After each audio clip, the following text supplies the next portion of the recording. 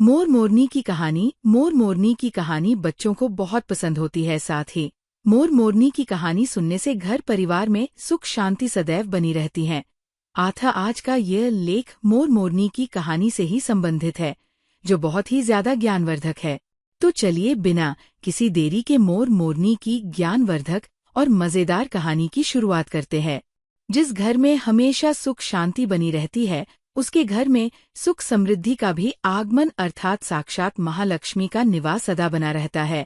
और आज की यह कहानी मोर मोरनी की कहानी सुनने के बाद या पढ़ने के बाद आप स्वयं समझ जाएंगे कि हमें घर में लड़ाई झगड़े क्यों नहीं करना चाहिए, और जिसके घर में हर रोज लड़ाई झगड़े होते हैं, अशांति का माहौल बना रहता है, वह उन सभी विकारों कैसे रोक सकते हैं। क्योंकि घर में सुख शांति कौन है बहुत ही ज्यादा आवश्यक होता है, तभी महालक्ष्मी उस घर को अपना निवास स्थान बनाती है। साथियों, एक बार मैं फिर से कहना चाहूंगी कि यदि आप इस कहानी को अकेले पढ़ रहे हैं, इसका कोई लाभ आपको मिलने वाला नहीं है, क्योंकि मोर मोरनी की कहानी आपको अपने परिवार के साथ पढ़ना या सुनना चाहिए, तभी आपको इसका लाभ मिलेगा। और क्योंकि ये ज्ञानवर्धक कहानी भी है, बच्चों के लिए बहुत ही मजेदार और फायदेमंद होगा। तो चलिए मोर मोरनी की कहानी की शुरुआत करते हैं। मोर मोरनी की कहानी। एक जंगल में एक मोर और एक मोरनी एक साथ रहा करते थे।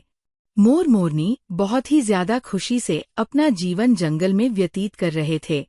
एक दिन मोरनी के मन में एक विचार उत्पन्न होता है और वह मोर से कहती है, प्यारे साजन, मुझे लगता है हमें यहाँ से चलना चाहिए। मोरनी के ऐसे अचानक से चलने की बात सुनकर मोर चौंक जाता है, पूछता है, क्या हुआ? आज तुम जंगल छोड़कर कहीं और चलने की बात क्यों करती हो? इस पर मोरनी कहती है, तब मेरा मन इस जंगल में नहीं लगता है, मुझे अपने समाज के लोगों के साथ रहना है और उनके ही साथ आगे का जीवन व्यतीत करना है। मोर मोरनी की कहानी। आता तुम मुझे हमारे उस परिवार व समाज में वापस ले चलो। इस पर मोर मोरनी को समझाते हुए कहता है, जहाँ हमारे समाज के लोग रहते हैं, यदि हम वहाँ जाएंगे तो उनके साथ रोज लड़ाई झगड़े होंगे, हम सुखी से नहीं रह पाएंगे। लेकिन मोरनी जिद करने लगती है, जिससे मोर मान जाता है और वह दोनों उड़कर जंगल के पास की एक नगर में जाते हैं, जिस नगर का नाम था कुशीनगर। वहाँ का राजा पशु पक्षियों की भाषा को बड़ी आसानी से समझता था। ऐसा इसलिए क्योंकि राजा ने करा शास्त्र का गहन अध्ययन किया था। दोस्तों, करा शास्त्र का मतलब यही होता है कि इसमें हमें पशु पक्षियों की भाषा को बोलने समझने से संबंधित ज्ञान प्रदान की जाता है।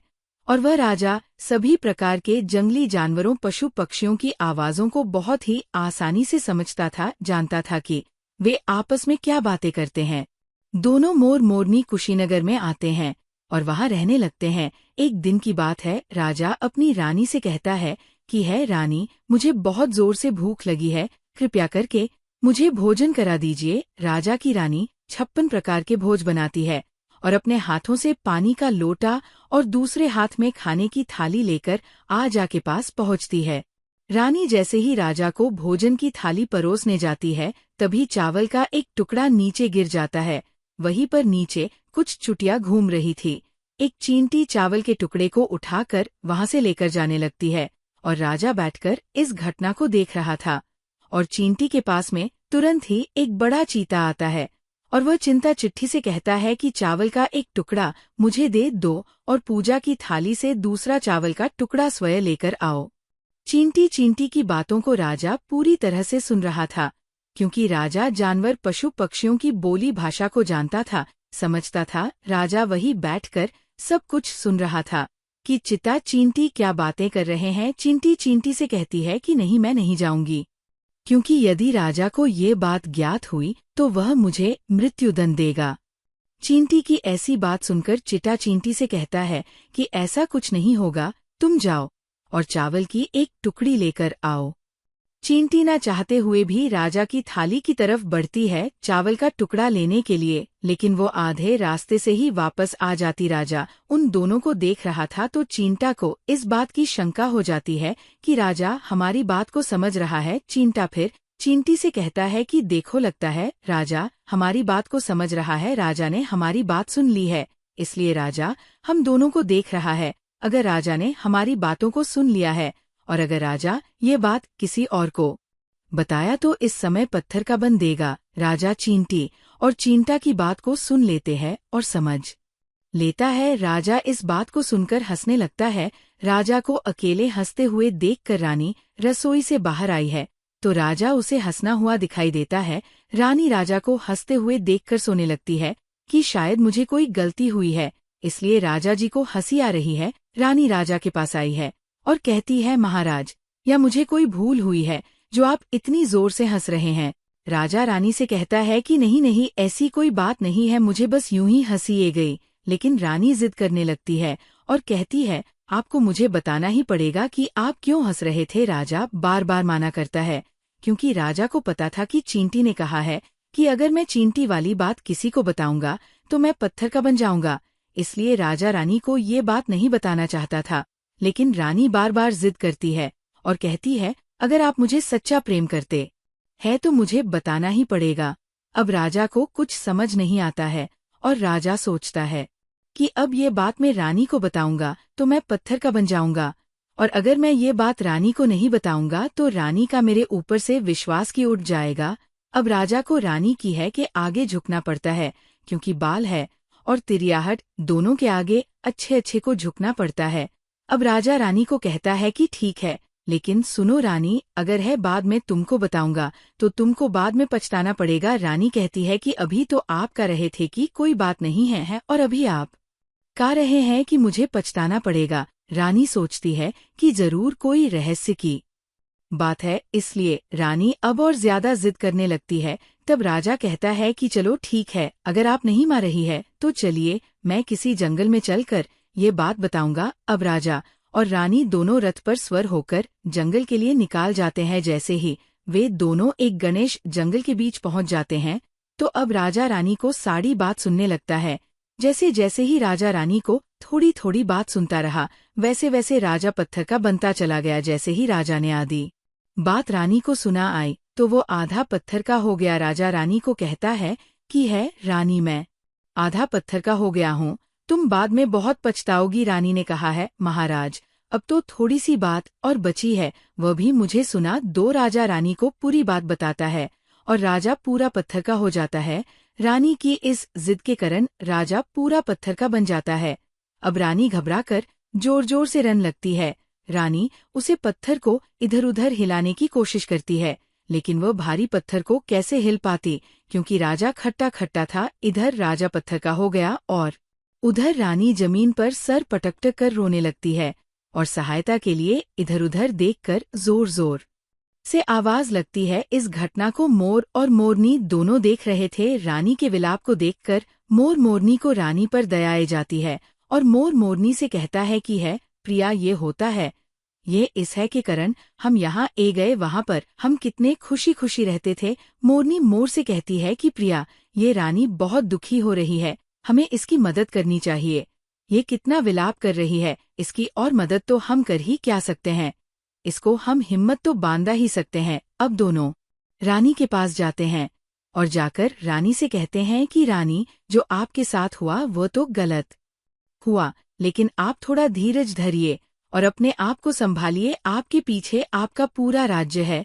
अब राजा तो पत्थर का हो चुका है, अब आपके राज्य को आपको ही संभालना है। रानी मोर मोरनी की बात सुनकर कहती है कि मैं अपने आप को कैसे संभालूं, क्योंकि अब तो मेरा संसार ही उजाड़ गया है, क्योंकि मेरे स्वामी तो अब पत्थर के बन चुके हैं।